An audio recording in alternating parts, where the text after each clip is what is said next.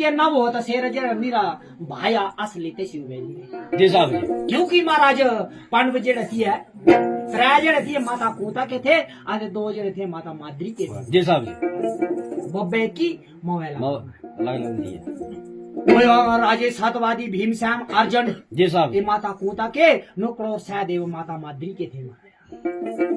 other बंदा तसेरा जेड़ा मोटा भाई ते शिव बेली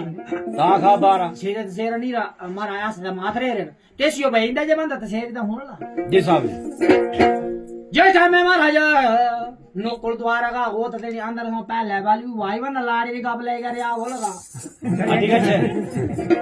इस द्वार पर मेरा भाई फिर बता रहा है जे कोई और गल लानी तो अंदरों आए आधे ना था इतना तीन जी साहब जी से दिन द्वारा ना काढ़ी लो महाराज इतक सेरी गल लानी कस का लाड़ी का जी साहब जय टाइम महाराज सब ये हिल पीटी है भीमसेन को पता लगा रावण ने भुजन द्रोण मान देना वो मारे जी साहब जी गाया जो बेटा